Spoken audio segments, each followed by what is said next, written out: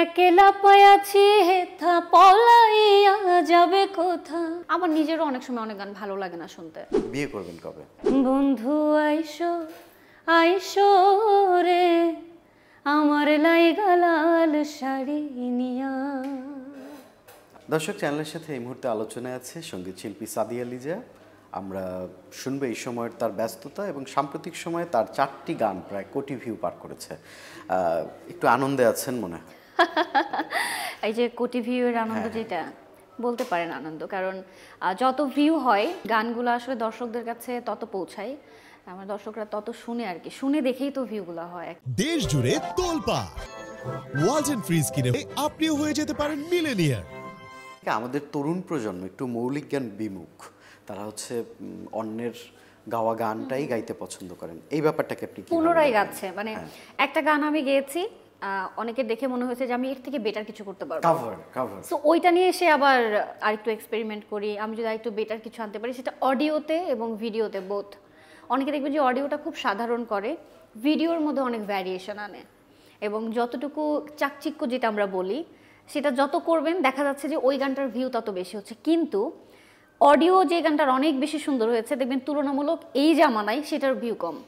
চোখে দেখায় যেটা আমরা চাকচিক্য দেখছি ওইটার পিছনে আমরা বেশি ছুটছি, মানে ছুটেই চলেছি ওইটার পিছনে। আর অডিওটা যে সুন্দর হচ্ছে, আমার কানে শান্তি দিচ্ছে, এটাতে আমরা একটু কেন জানি বিমুখী থাকছি।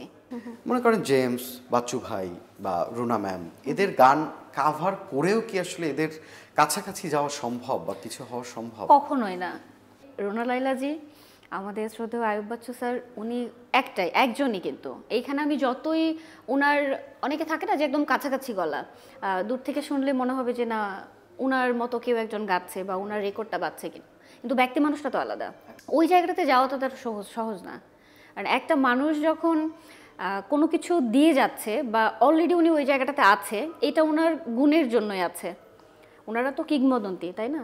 তো ওই জায়গাটাতে তো আসলে ওনাদের জায়গাটাতে কখনো পৌঁছানো সম্ভব না। আর একটা জায়গায় আমরা গ্যাপ দেখতে পাই, সেটা হচ্ছে এই সময় যারা গান করেন আপনারা খুব স্টেজ শোমুখী।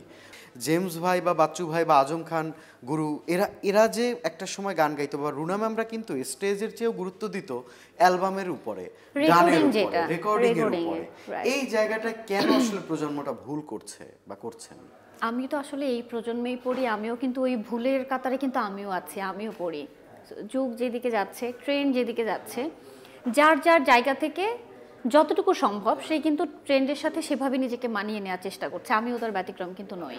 ওনারা যে জামানাটা পার করে আসছে, সোশ্যাল মিডিয়ার যে অ্যাক্টিভিটিসগুলো, ওনারা ওই সময়টাতে এই জিনিসটা মানে ওনাদের আমলে ছিল না, কিন্তু ওনারা মিউজিক আসলে প্রপারলি হয়তো করেছে, যার জন্য কিন্তু ওই জিনিসগুলো আমরা নিজেরা এখনও শুনে, আমরা কেন, আমাদের ভবিষ্যৎ প্রজন্ম যারা আসবে তারাও কিন্তু এই গানগুলো এগুলো দেখে দেখে কিন্তু বড় হবে, শুনে শুনে। এগুলো কিন্তু কখনো মানে শেষ হয়ে যাওয়ার মতো না।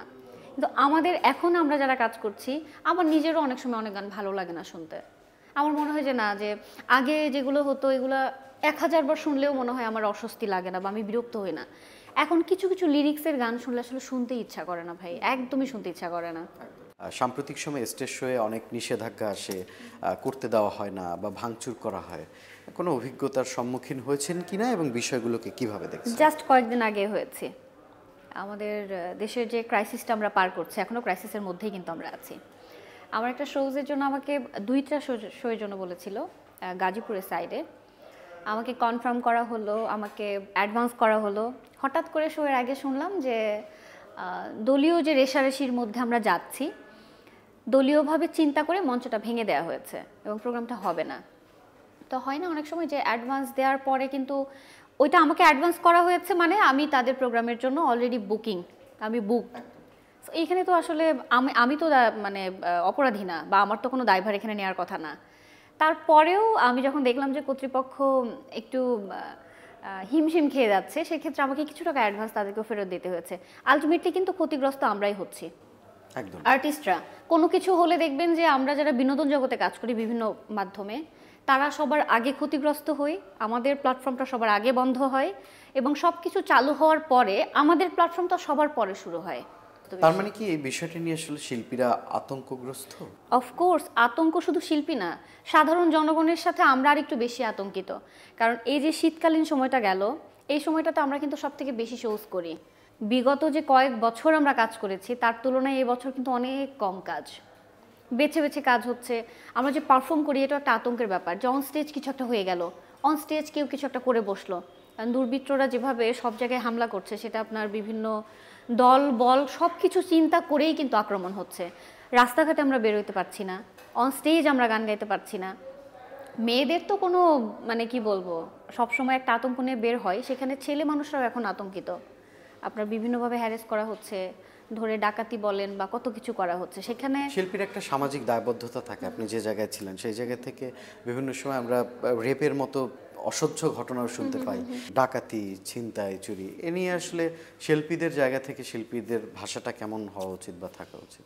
শিল্পীরাও আসলে, আমরাও তো মানুষ, সমাজে তো আমরাও বসবাস করি, তো সামাজিকতা বা সামাজিক যে দায়বদ্ধতা এটা তো আমাদের নিজেদেরও আছে।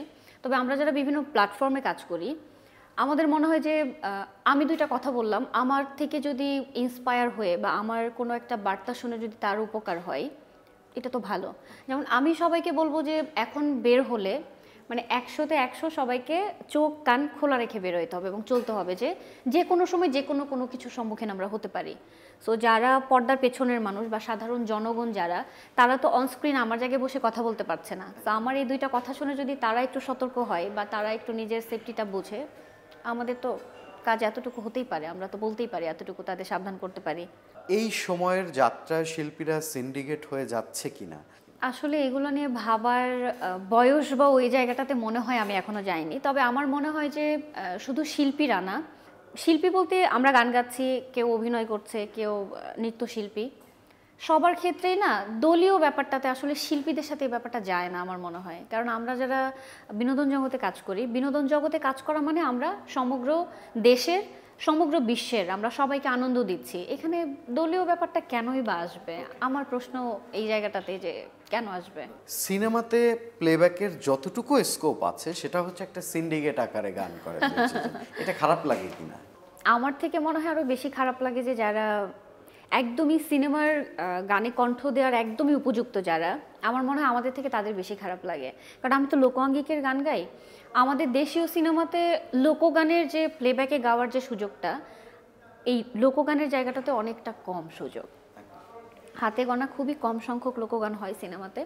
বাট যারা একদমই সিনেমার গানে কণ্ঠ দেওয়ার মতো উপযোগী, আমার মনে হয় যে আমার থেকে তাদের কষ্টটা একটু বেশি। হয়তোবা যারা ছবি পরিচালনা করেন বা যারা ম্যানেজমেন্টে থাকেন, তাদের মনে হয় যে না এই কণ্ঠটা যায়, যার জন্য হয়তো তারা ঘুরে ফিরে ওই কণ্ঠটাই নেয় বা ওই জায়গাটাতে কাজ করে। বাট আমার আমার আমার নিজের কাছে খারাপ লাগে যে আরও অনেকেই আছে, আমি নিজে শুনি তাদের গান, আমি নিজে তাদের পছন্দ করি, তাদের ভক্ত আমি, কিন্তু আসলে দিন শেষে কিছু একটা নাই মনে হয় যে ওই জায়গাটাতে কেন তাদেরকে নেওয়া হচ্ছে না বা তারা কেন সুযোগটা পাচ্ছে না, দেওয়া উচিত। বিয়ে করবেন কবে? খুব জলদি। প্রেম করছেন না। কেন?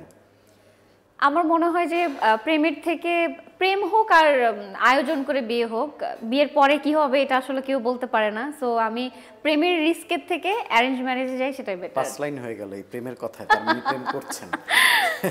কেন মিডিয়ার সামনে বলতে সাহস পাচ্ছেন না সেটা বলেন। সব বলা যাবে না। ওকে, প্রথম প্রিয় মানুষকে কোন গানটা শোনাবেন এবং কোন লাইনটা? বন্ধু আইসো আইসো রে আমার লাইগা লাল শাড়ি নিয়া, উঠানে বৈশা রোদ পোহাব তোমার লাগিয়া, আলতা রাঙা পাহাতে চুড়ি পরিয়া, বন্ধু আইসো আইসো রে আমার লাইগা লাল শাড়ি নিয়া। এই ঈদে কি লাল শাড়িটা আসবে কিনা?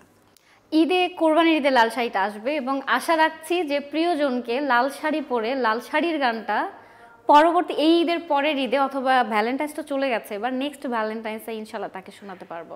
শিল্পী হিসেবে সাদিয়া লিজা খুবই চমৎকার, বউ হিসেবে কেমন হবে সে? বউ হিসেবে অনেক গোছানো, আমি অনেক গোছানো, আমি ভালো রান্না করতে পারি, আমি খুব ফ্যামিলিয়ার, সো আমার মনে হয় মন্দ না, ইট উইল বি গুড। শোবিজের বা শিল্পী এই অঙ্গনের কাউকে বিয়ে করবেন কিনা? আমার শুরু থেকেই চিন্তা ছিল যে আমি আমার সঙ্গীতাঙ্গনের কাউকে বিয়ে করব না, আমার জীবনসঙ্গী হবে আউট অফ মিডিয়া। তবে আমার গান ভালোবাসতে হবে, কারণ আমার গান যদি ভালো না বাসে তাহলে আমি আমার প্রফেশনটাকে তো আসলে নিঃশ্বাসের সাথে যেভাবে জড়িয়ে আছে এই জায়গাটাতে আমি মানে সাফোকেটেড হয়ে যাব। সিনেমায় যদি কখনো বা নাটকে কাজ করার সুযোগ আসে, কার সাথে অভিনয় করবেন? নিশো ভাইকে নাটকের জগতে আমার অনেক পছন্দ। আই উইশ যদি কখনো নিশো ভাইয়ের সাথে কাজ করতে পারতাম, যদি কখনো কাজ হয়। অ্যান্ড সিনেমার ক্ষেত্রে জানি হবে না, বাট পছন্দের তো থাকে আরিফিন শুভ ভাই। শুভ ভাই, হ্যাঁ, ওকে। আমি ওনাকে দুর্দান্ত পছন্দ করি, অনেক পছন্দ করি। তার মানে এদিকেও আসার একটু ইচ্ছা আছে মনে হচ্ছে। কিছুটা যদি সুযোগ পাই, হাতছাড়া কেন করব? না, আপনি যেমন গান সুন্দর, দেখতেও সুন্দর, আশা করি সুযোগ পেয়ে যাবেন। জি। এখন একদম শেষ প্রশ্ন, দর্শকদের উদ্দেশ্যে কিছু বলবেন এবং একটা গানে গানে বিদায় নেবেন। দর্শকদের জন্য সবসময় আমি যখন কোনো সাক্ষাৎকার হোক বা কোনো আয়োজনের জায়গায় বসে থাকি, তখন একটা কথাই বলি যে আমরা যেহেতু বাংলা গান গাই, সব ভাষার গান শোনেন, কোনো সমস্যা নাই, বাট আমাদের দেশের যে কালচার, আমাদের দেশের দেশীয় যে ব্যাপারটা, এটা আসলে প্রত্যেকজনের মাথায় রেখে গান শোনা উচিত। সেই জায়গাটা থেকে আমাদের ইন্সপায়ার করা উচিত। একেলা পায়াছি হেথা পলাইয়া যাবে কোথা, একেলা পায়াছি হেথা পলাইয়া যাবে কোথা, চৌদিকে ঘিরে আরে রাখবো, চৌদিকে ঘিরে আরে রাখবো সব সখী গণে, আজ পাশা খেলবো রে দর্শক, চ্যানেলের সাথে আড্ডায় ছিলেন সাদিয়া লিজা। আমরা তার কথা শুনলাম। পরবর্তী পর্বে দেখা হবে নতুন কোনো অতিথির সাথে। সাথে থাকবেন।